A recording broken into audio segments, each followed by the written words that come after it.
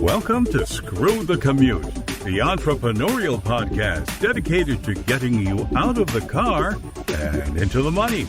With your host, lifelong entrepreneur and multimillionaire, Tom Antion. Hey everybody, it's Tom here with episode 263 of Screw the Commute podcast. I'm here with Carol McManus, and she, I don't know if she's still calling herself the LinkedIn lady. She was a LinkedIn expert for many years, and I was on her LinkedIn lady show, I think 13 times. I think it's some kind of record, but she's with us today with some really cool secrets, about Amazon and list building and book publishing and all that stuff. So we'll bring her on in a minute. Hope you didn't miss episode 262. Very timely. I chose the topic because of what's going on in the country right now with the coronavirus and working remotely. So that's what I want to tell. That's what I told you about on episode 262. All right, grab a copy of our automation ebook at screwthecommute.com/automate free. It's the techniques I've used to handle up to 150,000 subscribers and 40,000 customers without pulling my hair out. So make sure you grab a copy of that at screwthecommute.com/automate free. And while you're at it, grab a copy of our podcast app. It's at screwthecommute.com/app. That's APP. And we've got complete training. You know, a lot of app developers just throw it at you and you got to figure it out yourself. Well, we've got a video and screen captures so that you can use all the cool features and take us with you on the road. That's screwthecommute.com/app. Now, our sponsor is the Internet Marketing Training Center of Virginia. Currently, and for the last 11 years, it's been a distance learning school. But this summer, we plan on opening it up for in-house classes because we're trying to get approved for the GI Bill, and they want us to have in-house classes, and we're right in the heart of military here in the Virginia Beach, Norfolk area. Now, we're putting out a plea to everyone. There's one little glitch holding up the application for the GI Bill. We need a full-blown audit by a certified or CPA that can do audits, but some of my big city accountants up north are trying to rate me on the price. So I want a veteran friendly accountant that will give us a great deal on this to help the veterans out. It's the only reason I'm doing this is to help veterans out. So if you know anybody, have them get in touch with me at orders@antion.com, or my cell phone is also over at the screwthecommute.com site. And we're willing to give them a scholarship that they can use for themselves or to gift to someone on their behalf. So check that out at imtcva.org. All right, let's get to the main event. Over the last 12 years, Carol McManus has helped hundreds of entrepreneurs, speakers, and authors reach new markets using innovative methods of marketing, branding, and social media. She prides herself on staying up to date on information to help her clients be more successful. Now, today, she'll be sharing how to drive book sales and build your own email list using the backdoor secrets at Amazon. Carol, are you ready to screw? Oh my God, am I ready to screw the commute? All right. So how you been, kiddo? I have been great. Tom. And you? Oh, I have been. I had an interesting thing happen over the weekend. One of my rental properties, the lady's moving into a bigger place to take care of her mother. And so I'm showing this to a new lady, and I walk out on the back porch, say, look at the nice backyard, and I fall right through the deck. There was a rotten piece of deck, so I just disappeared instantly. Boom. Oh no.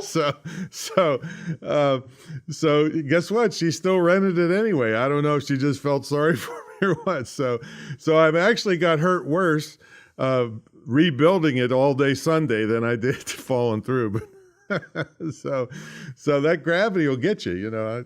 That's a good real estate story. That's a good real estate story. So tell us what's going on. You've got some big secrets to reveal to us today, and then we'll go back. We also want people to go back and hear how you came up through the ranks and how you built this great business you have. We can talk about that later. Let's get right to the secrets. And to call them secrets, that's a good hook. But the fact of the matter is, these may or may not be things that people are aware of, and I'm guessing a lot of people aren't. And what I love about what I have learned and discovered over the last, probably 6-8 months, of ways to use Amazon to our advantage. Because we think of Amazon as like the big bag online retailer, the counterpoint to Walmart in the brick and mortar space, and you got Amazon, and everybody thinks they're big bad companies. They're driving everybody out of business. And I happen to not agree with either of those statements. I believe what they have done has changed the business world and how we do business, and have created new opportunities. So I thought, okay, I've got a couple of books out there on Amazon. I work with a lot of authors. I've done all the traditional things, and we're not here today to talk about a book launch or things that are going to bore people to death because they already know it. What I want to talk about is tying this to your world and the world that you introduced me to, God, how long ago, Tom? 8, long 10, time. 12, a long time ago, about how to build an online business by not relying on Facebook or Twitter or Pinterest or any other, or LinkedIn or any other social media site to be the way you communicate, but by building your own email list and having control of your connections with people, and then using all of these other platforms to put that message out there. I'm still a big believer in social media, but there's more to that. So Amazon, everybody knows what it is, but I want to just very quickly share a couple of statistics that people may not be aware of. For example, today there are over 30 million paperback listings on Amazon, over 10 million hardcover listings, well over 6 million. In fact, it's, I think, over 7 million now Kindle listings, and over 200,000 Audible listings, and that list is growing. What does that mean? It means that Amazon, by far and away, is the largest US book retailer. And they control around 50% of the market of everything that was sold. In fact, specifically for the ebook market, which is where I think a lot of people are navigating today, because it is easier to get your word out there. And there's things that Tom, and I know you've shared this many times, that people can do on ebooks that you can't necessarily do as easily with a print on demand paperback. But Amazon today, ebooks make up about 18 to 20% of the total book sales. And again, that number fluctuates, but about 1 in 5 sales is an ebook sale. Amazon controls almost 70% of the ebook market.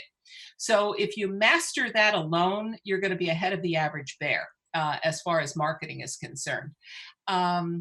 So knowing that, the idea is, okay, well, how do I, if all of those millions and millions of books are out there, how do I stand out? Wouldn't you agree that's a probably pretty legitimate question? How do I make my book stand out? Yeah. And why am I even writing a book? Yeah, if there were only like 7 million, it'd be easy. But now there's, yeah, and there was more coming every day, and that's why I've been telling people, don't bother. I don't know what your idea is on this, but I tell them don't bother with Barnes and Noble, Nook, or these other ones, because Amazon is just a big player, and they have the Kindle Select program that'll give your book away. And so I don't fool with anything except Kindle.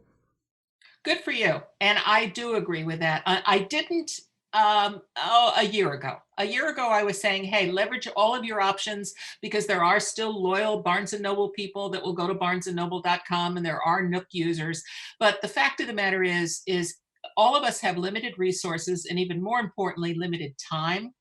And if you put your energy to where the market is existing and where it seems to be going, then I think you're going to be successful. And by the way, I probably should qualify this by saying, who am I talking to as authors?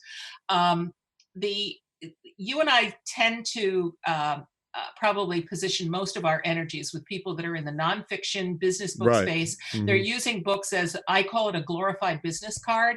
There's very few people, and probably nobody on this call or on this podcast who is going to retire making money off of books. But the book becomes a valuable marketing tool for you, because you're putting your expertise out there, and it can augment whatever else you do in life. Maybe you're a speaker, maybe you're a podcaster, maybe you have a consulting business or a coaching business or a chiropractic business. I don't care what it is, you can fill in the blank. But the idea is if you have a book out there available for people to get to know you and learn about your expertise, then that puts you in a special class of people, because very few people can say, I'm a published author. So let's put that out there as goal number one, for the purpose of supporting whatever else is going on in your life, not to retire on books. The second thing I would add to that is for those people listening who happen to write fiction, all of these principles apply to our fiction writers too. You're just not going to have necessarily the same business goals that the nonfiction writers and business book writers will have, but the principles that I'm going to share today will work for both.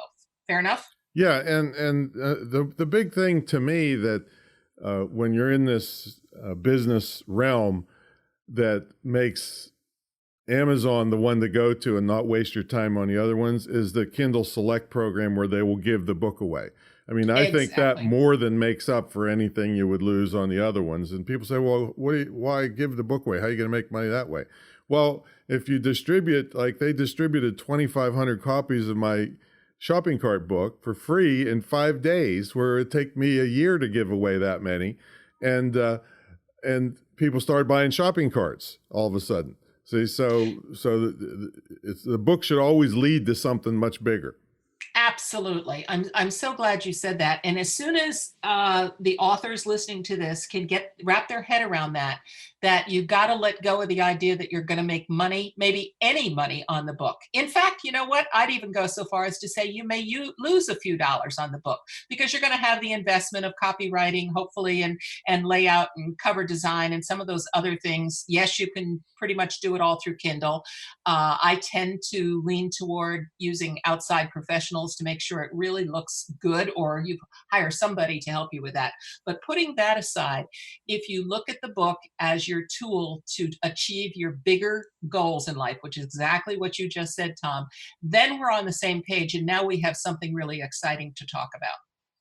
All right. So what are some of the methods? Okay. So we know that Amazon's the big player. Just to reinforce that, by the way, people may not know that over 70% of all books purchased online are purchased online today. And of that 70% are controlled by Amazon. Mm-hmm. So that just reinforces what you say. Just go with the big player. Don't worry about the rest. Got it. So we're going to use KDP, which for those who have been around for a while, you're thinking, well, I thought it was CreateSpace. CreateSpace basically has gone away. It's been absorbed into this thing called KDP, which is called Kindle Direct Publishing. And I'm going to focus really on three things today. I'm going to talk about the importance of your book detail page, about your author central account, and about how to use a bait book to build your list. So does that sound like three good things to talk about? Yes, ma'am. Okay, so I'm going to skip over KDP because I suspect you've probably talked about that before. And even if you haven't in any detail, it's very easy to self-educate on how to navigate through KDP. It's very, very user-friendly. Their support team and their customer service team is fabulous. If you're writing a book, you can get it done, and you can get it done quickly. And they even have a piece of software now to help you format Kindle books now that you can download for free.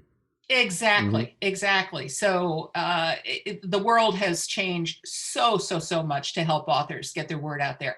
So let's talk about the book detail page. The book detail page is when people click on your book, that's what they go to. It's on the sales page that tells me, why should I buy this book? And I have to tell you, almost without exception, for those clients who come to me who already have a book out there, when I go to their book detail page, and by the way, they've come to me because they say, I'm not selling any books. And that's often part of the problem. And I go to their book detail page, and you can identify in a nanosecond why. Number one, they haven't positioned the book properly. So what do you need to do that? Well, it starts with a really, really good description. When you pick any book, if somebody's listening to this right now and they have access to a computer or a tablet or a phone, and they can go to Amazon, just pick a book randomly. I don't care which one you pick.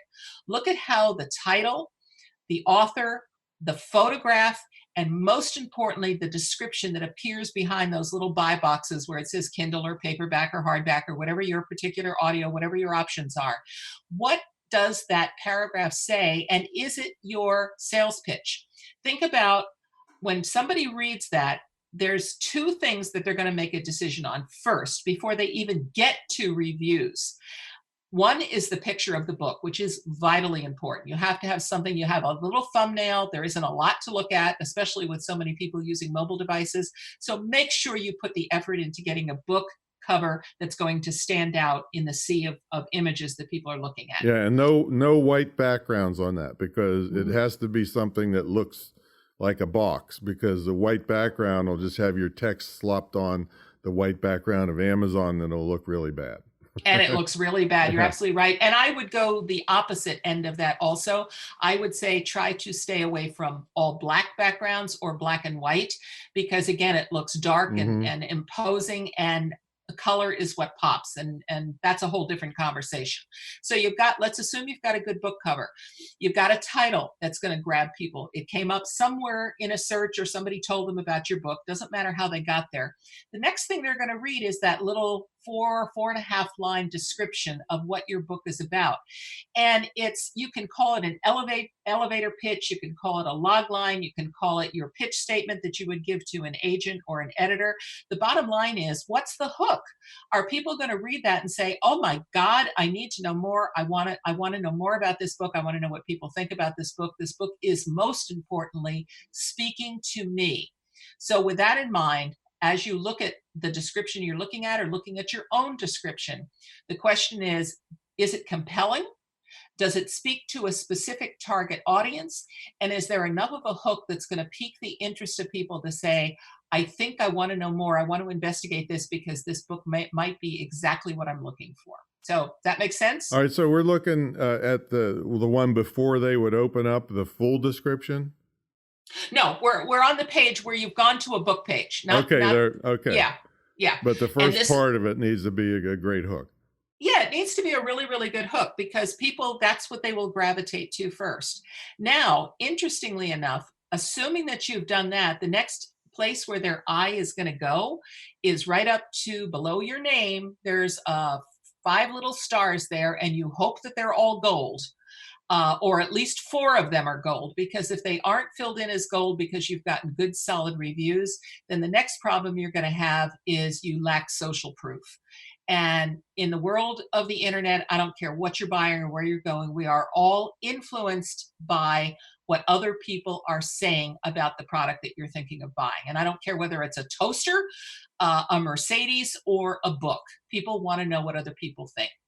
So your book detail page has to have a good description. It has to have information that's going to compel people, and you want to have gone through the effort in your launch, even pre-launch, to get some really good, solid reviews, so people are saying good things about your book, because that's what your buyers are going to look at. Yeah, Fair enough? Yeah, a couple things. No reviews or bad reviews will just kill your whole project right there, dead. Because of the social proof. And then another little kind of secret is that I've been teaching search engine optimization for 100 years, and most of the time with keywords like to be found, and this is not stepping on what Carol's going to talk about, it's just a sidebar here. But there's most of the time you don't want to put too many keywords because you look like a jack of all trades on a particular page. But there is one exception, and that is an Amazon book description. I think you have 4,000 characters, and they're not Google search engine. They just want your book to get found and get bought. So you can plaster the end of your description full of keywords that apply to your book. You can't put like Britney Spears sex tape or something, all right, to cheat.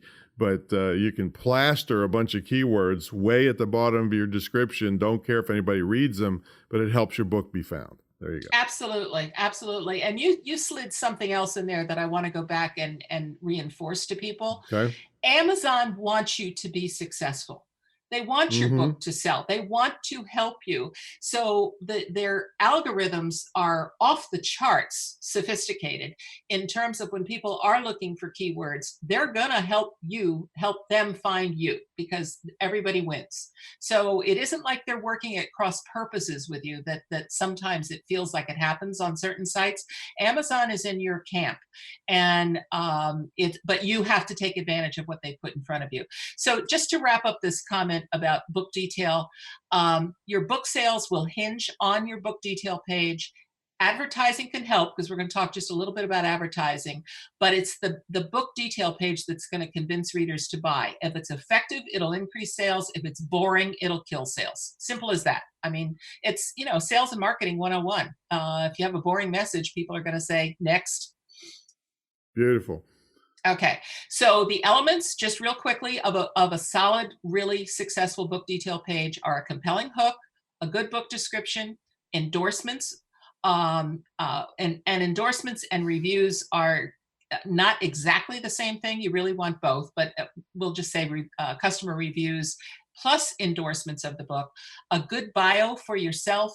Make sure you've got your bestseller categories covered, how you position your book. And again, this is more KDP than where I want to focus today, but be smart about where you position your book so that it's going to get found and it's going to get picked up. And then of course your book cover art, which I think is so important. Yeah. Okay. So let me throw another sidebar that's opposite of what you're talking, or not opposite, but different than what you're talking about. If you're writing a book, one of the best, cheapest ways to get started is go to the books in your category and click on the book that says look in, and they'll give you the whole table of contents. So somebody's already thought out all the topics that should be covered in that topic. And I'm not saying copy them exactly, but they're doing your work for you basically to get you started. So you can look at 5 or 10 books in your category, have your whole table of contents ready to go, rather than try to sit down and think it all out yourself. So I love that. That's a great tip. Yeah. That's a great tip. And when you see what somebody else has done, most of us, I mean, people who write are creative people. You're going to figure out how you can do it better and smarter. So I love that. Yeah, it'll stimulate your own juices. All right, what's the next step? Well, behind that now is you. You are the author, and people do want to know about you. And if you've written multiple books, this becomes even more important, because a lot of people, when they go to your book page, they're going to click on your name and they're going to want to know a little bit more about you, because they don't see a lot of that on the book detail page. They've only learned about the book. This is your Author Central page. So authorcentral.amazon.com. That's where you set it up. And again, if you do this, maybe if you're listening to this and you're looking at a particular book, click on the author's page and then go to that author and see what you see. Number one, is there a good photograph of that author? And much like, Tom, I've preached for years on social media, this is not a time to get clever or cute. Don't put up a picture of your cat. Don't put up a picture of you, standing on the prow of your yacht. You want a good headshot photo, because that's what resonates with people. They want to see the light of your eye. Below that, you're going to write your biography about you, the author. You have quite a bit of space to do that. This is not the time to put out your full resume. You want to make it as compelling as your book description, as relevant to your authority to write this particular book, and a little bit interesting, because again, people are now connecting with you as a human being, as the person behind those words on a page. So however you can position yourself. I mean, I have a pretty long pedigree, and I could go on for days talking about things I've done in my life. You know what? Nobody cares. They only care about it in relationship to what are those pieces of my life that mean something that has to do with the book that I have just put in front of you, or the series of books that I put in front of you. So really spend some time on that. And here's an interesting little comment too, Tom, is I have a lot of clients who get very, it's funny, they're boastful in one way, but when it comes to putting it on paper and writing something about themselves, they really falter. It's like, well, I don't know what to say about myself. So I tell them to go to somebody else who knows them well and ask, what are the things that you know about me? What are the things that you think would be important to talk about? Because sometimes you can get good feedback from other people. You can look at your resume and say, okay, what would I pull out of here? Although I really don't like resumes. They tend to be too stiff, and a lot of people in the entrepreneur space don't even have resumes.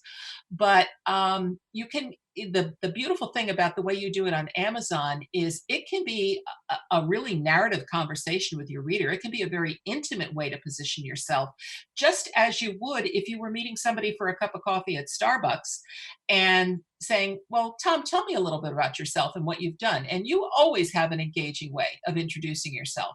You can do that online, again, as long as it is logical and relates to the book that you're trying to position. Yeah, but I think I'd be a little afraid to go ask somebody because what if they said, Tom, you're a narcissistic jerk, and I'd probably wouldn't write the book.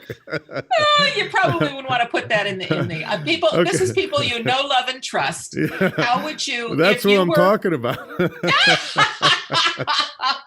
Hey, let me ask you something about the photo again.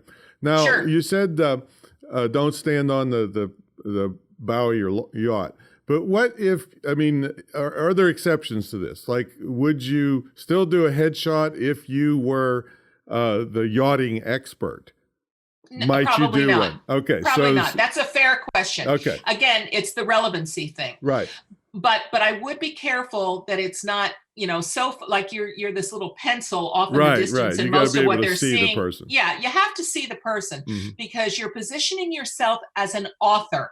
You're not positioning yourself as, the person who owns the yacht. So again, there's ways to do it and do it very cleverly, but I would still try to go for that close-up, photo with the background of the yacht. Or maybe you're steering the yacht or something, so exactly. it's you're very visible and dominate the picture, but you can tell where you are. Exactly. All right. So the Author Central account, again, Amazon is great. They will walk you through it, but you want to get yourself out there. And make sure that when people go to your page, and don't feel bad if you only have one book right now. Chances are if you've written one, you're going to write more, but you want to make sure every book that you have out there is on your Author Central page, because that's where people will check you out and the formats, and it's all back burnered. So there's lots you can do there. All right, let me ask you your opinion on this, because I've been teaching this for a while, that Amazon loves series of books. One leads to the next, leads to the next, leads to the next, because it creates multiple sales. That is absolutely 100% true. And I would even go a step further. Not only does Amazon love series books, readers love series books. Yeah. So if you can do that under a brand that you've established for yourself and continue with a series of books, and series doesn't have to mean a dozen books. It may be 2 or 3 or 4 or 5. But that's a brilliant strategy. Well, yeah, and it could help people get started easier, because let's say you're doing a tennis series. Well, you could do forehand, and then you could do backhand as the next part of the series, and overhead and serve. So it can be broken down into smaller segments to help you get started. And that, by the way, is where a lot of authors are going. And frankly, a lot of publishers are advising authors to go. Long tomes that we have been used to in the past, the 2, 3, 4, even 500-page books, are really a thing of the past. People they're busy. We're inundated with information, and we like to get information in sound bites. So if you can take a 500-page book and break it down into 5 100-page books, much better for sales, better for credibility, better for everything. If you remember, I had Click, the Ultimate Guide to Electronic Marketing, and that was ended up 1,042 pages, and it just got to be too much. So, and one of the words we use is consumption. Your people have to consume your stuff, or they're never going to buy anything else from you. So that's when we, several years ago, just got rid of it and broke it down into smaller books. Yep. So the last thing on this whole basics of book description, author description, of course, is customer reviews. So reviews will help close the book sales. That's the bottom line, is when people see that social proof, they will undoubtedly make a decision to buy if they got that far. You can it acts like a digital word of mouth. Okay, we know that. That's sort of social media 101. Lack of reviews equals a lack of interest in the book. So it really is imperative that you solicit some reviews, but under no circumstances do you ever pay for them. Ever, ever, ever. No incentives, yeah. Yeah, because, well, first of all, Amazon won't allow incentives, but if you do it off the side, their back end algorithms are pretty smart. And if they see a whole bunch of things come up all of a sudden in a very compressed period of time where all the reviews look like they were written pretty much by the same person, they'll put you in the black box, in the sandbox, excuse me, and you'll never get out. Yeah. People will never get found. Yeah, and something interesting that there was a study came out last year where five-star reviews sell less than 4.9-star reviews. That's absolutely true, because nobody is that perfect. No book is that perfect. Yeah, nobody believes the other one. So, right. So, but the problem is, I recently asked people to give me honest reviews on my school, and nobody wants to give me any bad ones. So it's still all 5-star, like 110 5-star reviews. And so I have to pay somebody to give me a bad review. Or at least give me a 4-star, right? Yeah, come on, folks. I'm not that good. Come on. Oh, but you are, Tom. You are.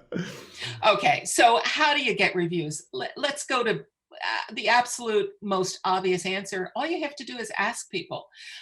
If you are a speaker, if you are a coach, if you are a consultant, if you have friends, if you have relatives, if you have people that you network with, associations that you belong to, people at your church, anybody that's in your world, the thing is, they want to support you, and you can say, I would really appreciate it if you read the book. I don't care what version you get, whether you get the Kindle, whether you get the print on demand, but if you like it, would you please leave a review on Amazon? And people will do that. Not everybody will, but the vast majority will. In the case of books, and I don't care whether it's print on demand or Kindle, make sure you close for the order at the end of the book. Ask for a review. Very easy to do on Kindle. It should be on the last page of the book. I hope you've enjoyed this. I hope you'll come back for more. Please take a moment and leave a review for us on Amazon, so other friends of yours and other people will be able to get the same value that you got out of this book.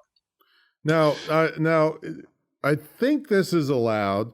Can you gift the book to somebody and still get a review for them? Is that considered an incentive or not? Because No. reviewers, you never make them buy a book, Right. in the real world.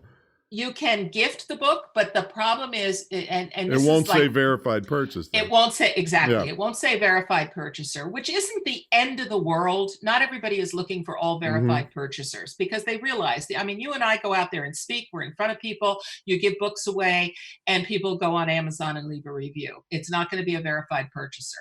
But the fact of the matter is as long as you have some verified purchasers and then some that aren't, it's okay. Amazon is okay with that. Right. And the average average person on Amazon isn't really looking at that closely. They just want to know what people are saying. And again, they're looking for the unique voice. They don't want to see a series of reviews that clearly were, stuffing the ballot box, fake, so to speak. Right. Yeah, exactly. Okay, so let's jump to these backdoor secrets, and we're going to hit on two. We're going to hit on a bait book, and we're going to hit on advertising. Let's talk about a bait book. And you mentioned doing Kindle Direct and doing free ebooks. That is really the secret. That is what a bait book is. It's a permanently free ebook that acts as bait to hook new readers and persuade them to join your email list. And you're thinking, well, my God, I'm on Amazon. How are they going to join my email list?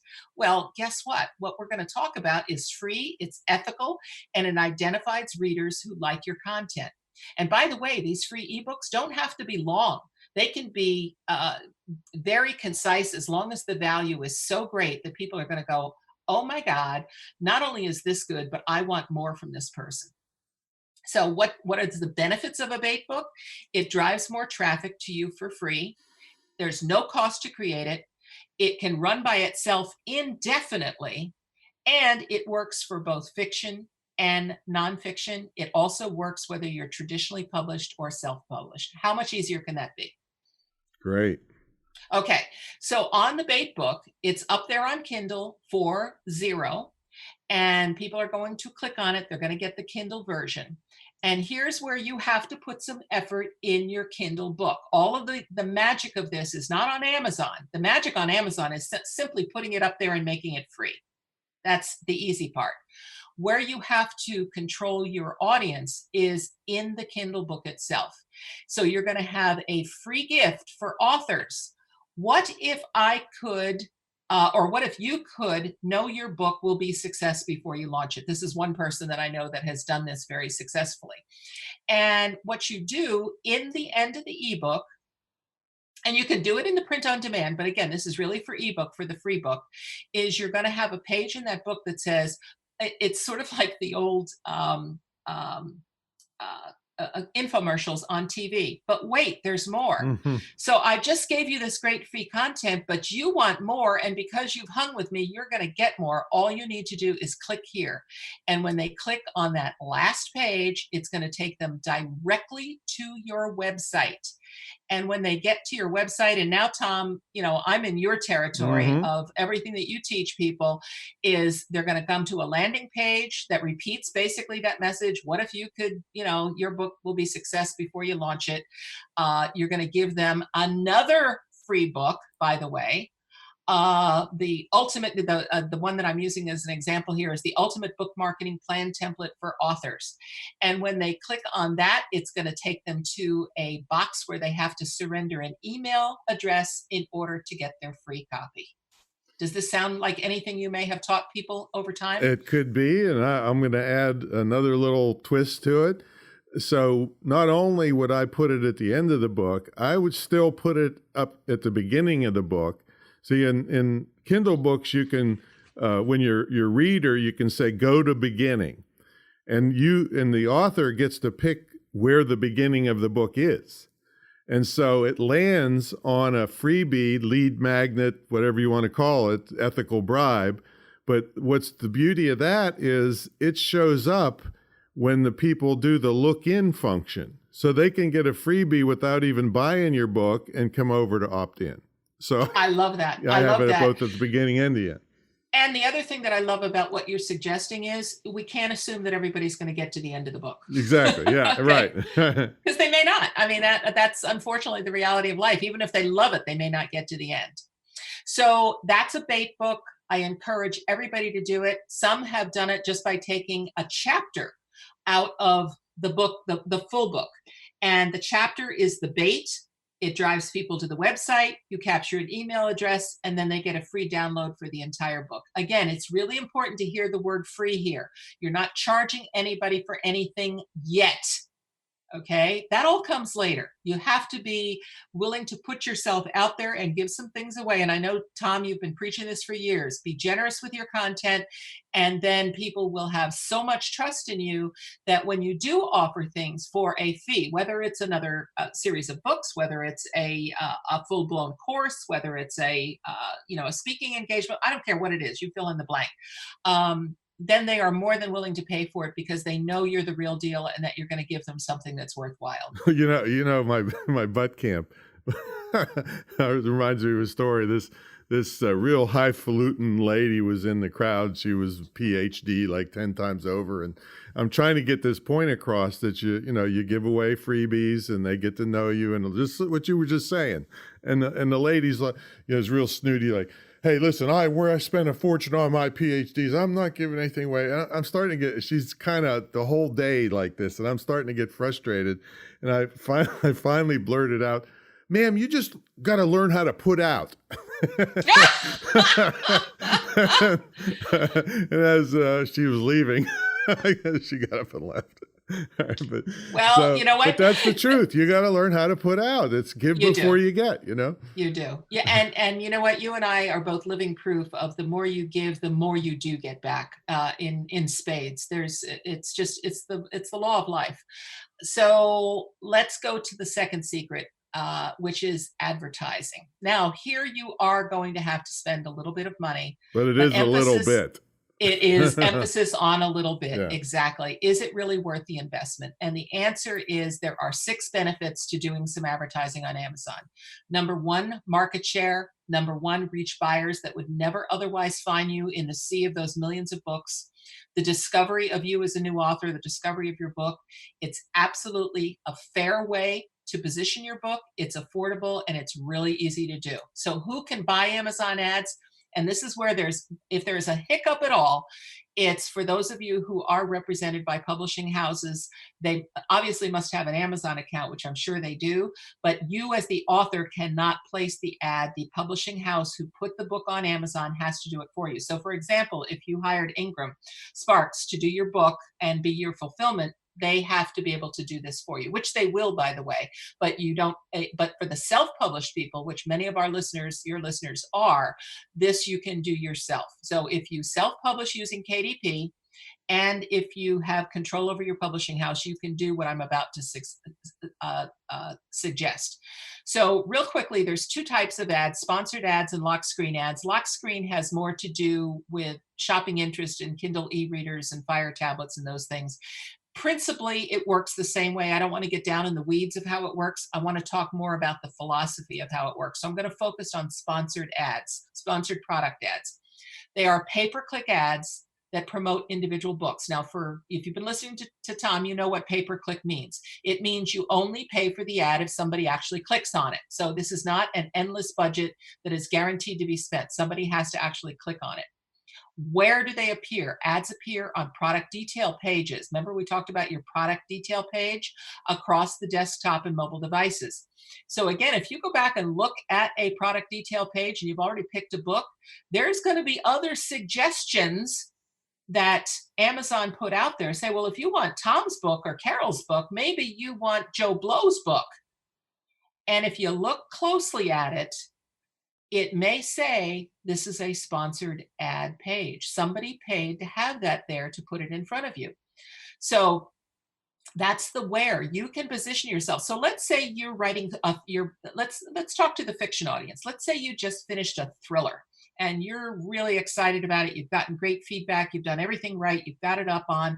But how are you going to compete with Lee Child and James Patterson and John Grisham and the list goes on and on and on? Well, the answer is you pay for some advertising space so that the suggestion to buy your ad appears on their pages. Go where the traffic already exists. Absolutely. How cool is that? Yeah. How cool is that? Well, it reminds me of Jonathan Mizell, who's one of the guys that's been on the internet as long as me. And he said, don't try to get traffic to your website. He says, go where the traffic is and stand in front of it. That's what you just said. Exactly. Well, I've used that metaphor with the Grand Central Station for years, other than there's no traffic there today. Yeah, right. There's no trains. But this really, really works. So how do you target? You target authors, authors can use specific keywords, categories, or books. You can't actually target the author. So in other words, I mentioned Lee Child or John Grisham. So you can't target them as an author, but you can target specific books. So if I wanted to position myself as a thriller writer and I wanted to show up on a Lee Child page, I would use probably his most current book or the last one that was a New York Times bestseller. And that will get you positioning on that page.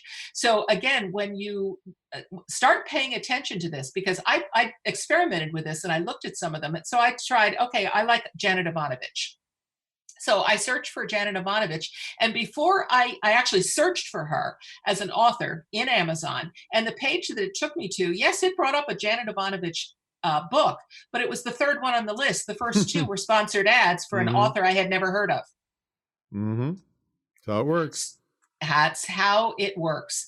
And it's so fun to see your book on the page with the best-selling author. It's very thrilling, actually, I got to tell you.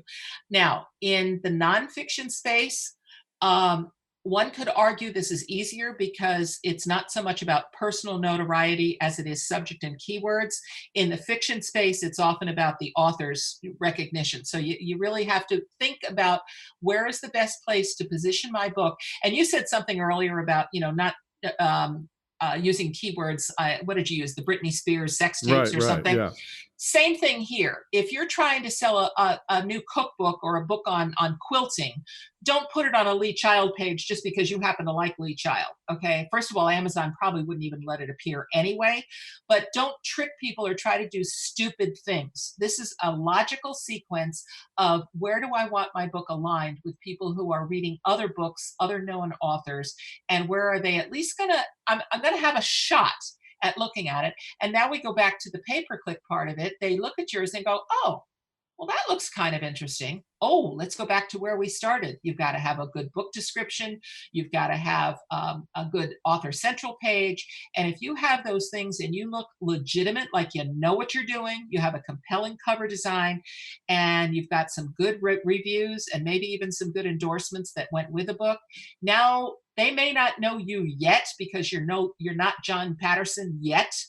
But the fact of the matter is you have the social proof and you have the positioning and the professional positioning to say, you know what, I'm going to give this Tom Antion guy a try. Maybe this book will be of interest to me. Is that John Patterson or James Patterson? James Patterson. Yeah. I'm sorry. John Patterson's trying to jump on James's name.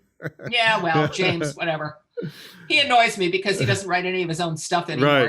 He's co-authored with everybody. But who can argue? I'd love to have his bank account, right? Who can argue with his success?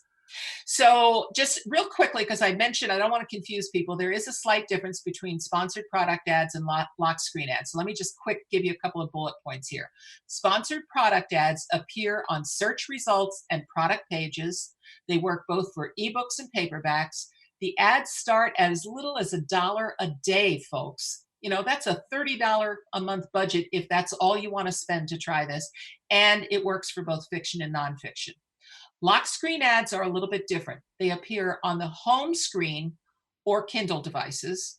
They are for ebooks only, and there is a minimum budget of $100, which still isn't a backbreaker if you're really trying to drive book sales and get some attention. And it works best for fiction.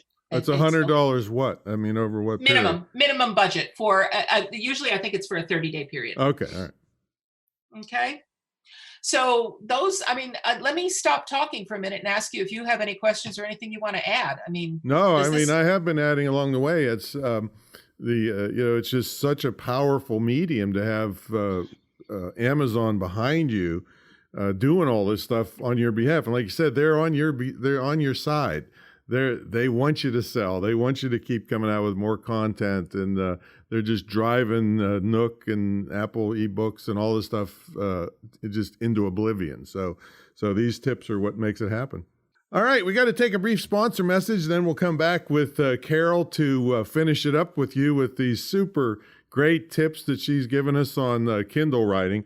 And I'm a big believer in the medium, that's for sure. So folks, I want to make you mad, basically. I want you to go to imtcva.org, that's my school, and then put /quiz. And we'll have everything, Carol's stuff and all these links in the show notes, so you can just click on them. But it's going to make you mad. It's 7 ways traditional colleges and universities are ripping off families and contributing to the student debt and lowering the educational standards and artificially raising the grade point averages and all these things. I mean, I've got this show in development in Hollywood called Scam Brigade, so I'm very in tune with fraudulent type things. These people in colleges would be in jail if they were in a regular business and did these things. So it's just outrageous. And it may not apply to you personally, but I guarantee you know somebody that's got kids that are thinking about going to college and wondering how they're going to pay for it and all these things. So take that quiz, and then the problem is that they're not teaching usable skills. Even Google, Apple, IBM, Bank of America, and hundreds of other companies are getting rid of the college degree as a prerequisite to apply, because the kids are getting out of school and all they know how to do is protest and cry about things. And these companies want people with actual skills, and that's what we teach in the school that I founded. Things that I've been living the internet lifestyle for now 26 years, since the commercial internet started. So that's the hardcore skill things that are highly in demand. So in 6 months or less, the kids can have a career. Even some in high school can be making their money and have a career before they graduate. So check it out, the imtcva.org/quiz. Pass it on to somebody that might need it, and have them get in touch with me if they'd like to discuss the future on the internet. All right, let's get back to the main event. Carol McManus is here. She's a longtime friend of mine, podcast host, prolific marketer, and coach and consultant. So what else should they know about this, Carol? And then tell them how to get a hold of you. Okay, well, the simple thing, Tom, is I really want everyone listening to this to know that they have it within them to write a book. If you've already got one, I gave you the tips on how to drive sales and support your business and build your email list. And I know Tom's talked about these things too. For those of you who haven't taken that step yet, I really encourage you to put pen to paper, put fingers to keyboard, get what you know out there, get what's in your head, in your heart. I don't care if it's fiction or nonfiction, but we have an opportunity in today's world to get our message out in a way that we never could have even a couple of dozen years ago. And it is a powerful way to connect with people. It's a powerful way to build your business. It's a powerful way just to leave a legacy behind. So if you need help doing that, that's part of what I'm doing now, is helping authors get their voice out to the world. The best way to reach me is Carol, CAROL, @CKC, that's C as in Charlie, K as in Kevin, C as in Cooper, globalmedia.com. So Carol at ckcglobalmedia.com. You can email me anytime. I promise you I will respond. Or you can go to ckcglobalmedia.com and register for my email list.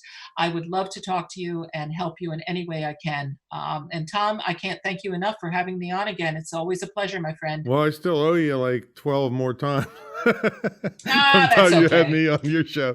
But but she's really right. And, and the other overriding principle as we sit here in our country and the world in quarantine, your income can keep coming in. If you're stuck at home, you can be producing these things in great volumes. So when the world gets back to normal, you've got intellectual property that you can pass on to your kids and can make money when bad things like this happen. So this is the internet lifestyle, and Carol gave you a good insight into the electronic book ideas that can are just so easy to create. And even if you're a terrible writer, I mean, we both know a guy, I won't mention his name, but he can barely read out loud, and he's got 14 bestsellers. Right. So, yep. Yeah. So if you have the ideas in your head, it's dirt cheap to get people to write them down for you and edit them. We got retired English teachers begging. My video guy's got his mother's a retired English teacher, just always desperate to keep her mind busy, taking jobs, editing and proofreading and all that kind of stuff. So this can happen. So Carol, thanks so much for coming on. I appreciate it. Thanks, Tom. Have a good day and be safe and be healthy. All right. Thanks, everybody. And we'll catch you all in the next episode. See you later.